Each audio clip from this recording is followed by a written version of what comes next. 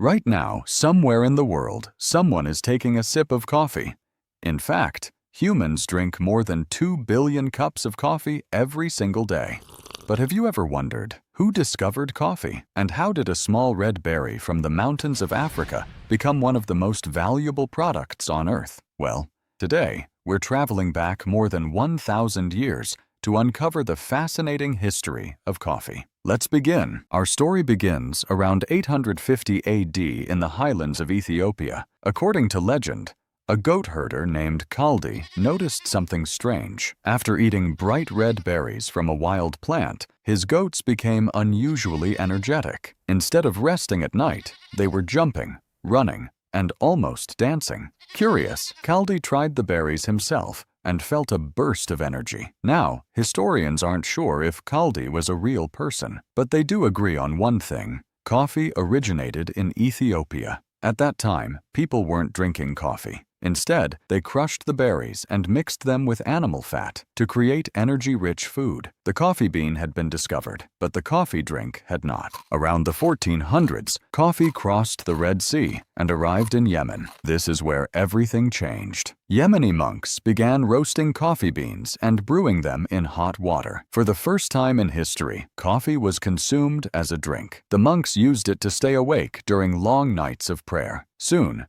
coffee spread throughout Yemen, and one city became especially important. That city was Mocha. Located on Yemen's Red Sea coast, the port of Mocha became the world's first major coffee exporting center. For hundreds of years, coffee beans grown in Yemen were shipped from this port to Europe, Africa, and Asia. The city became so famous that people began referring to Yemeni coffee simply as mocha coffee. But here's something most people don't know. The original mocha wasn't a chocolate-flavored coffee. It was named after the city itself. Over time, many Yemeni coffee beans developed naturally rich flavors that reminded people of chocolate. As coffee culture evolved, cafes began mixing coffee with chocolate. Eventually, the word mocha became associated with the coffee and chocolate drink we know today. So the next time you order a mocha, you're actually using the name of a small Yemeni port city that helped introduce coffee to the world. And from that single port, coffee's journey across the globe truly began. By the 1500s, coffee houses were appearing across cities like Mecca, Cairo, and Damascus. These weren't just places to drink coffee. They were social hubs. People gathered to discuss politics, exchange business ideas, listen to music, play games, and share news. Some even called them schools of the wise.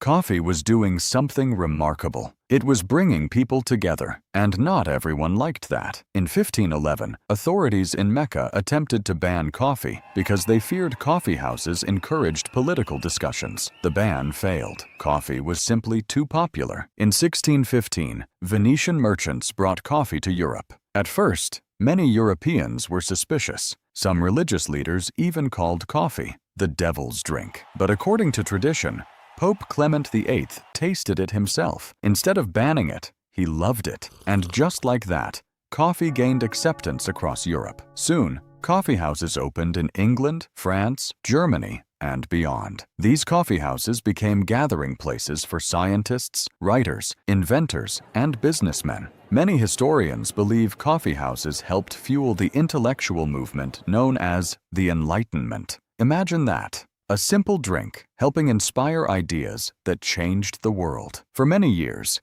Yemen controlled most of the world's coffee trade. But in the late 1600s, Dutch traders secretly obtained coffee plants and began growing them in Indonesia. Coffee was no longer exclusive to Arabia. Then came one of the most important moments in coffee history. In 1723, a French naval officer named Gabriel de Clieu carried a small coffee plant across the Atlantic Ocean to the Caribbean. The journey was difficult. Legend says he even shared his drinking water with the plant to keep it alive. The plant survived, and from that single plant came millions of coffee trees throughout the Americas. Today, much of the coffee grown in Central and South America can trace its origins back to that historic journey. During the 1800s, coffee production exploded. Brazil emerged as the world's largest coffee producer. Steamships and railroads allowed coffee to travel farther and faster than ever before. What was once a luxury drink became affordable for ordinary people. Coffee had transformed into a global commodity. By the end of the century, it was one of the most traded products on Earth. And it wasn't slowing down. The 20th century brought major innovations. In 1901, one of the first successful versions of instant coffee was invented. Then, in 1938, Nescafé introduced a new instant coffee product that became popular worldwide. During World War II, soldiers carried instant coffee because it was lightweight and easy to prepare. Then came another major milestone. In 1971, a small coffee shop opened in Seattle. Its name was Starbucks. What started as a single store would eventually help spark the modern specialty coffee movement. People became interested not just in coffee, but in where it came from, how it was roasted, and how it was brewed. Coffee became more than a drink. It became a culture. Today, coffee is grown in more than 70 countries. More than 2 billion cups are consumed every day. And the industry is worth hundreds of billions of dollars. But it's incredible to think that it all started with a wild plant growing in the mountains of Ethiopia over 1,000 years ago. From dancing goats to global coffee chains, coffee's journey is one of the most fascinating stories in human history. I'm Dr. Stix. Thanks for watching. Want more stories like this? Hit that like button, subscribe to the channel, and tell me in the comments what we should explore next. Stay curious, stay informed.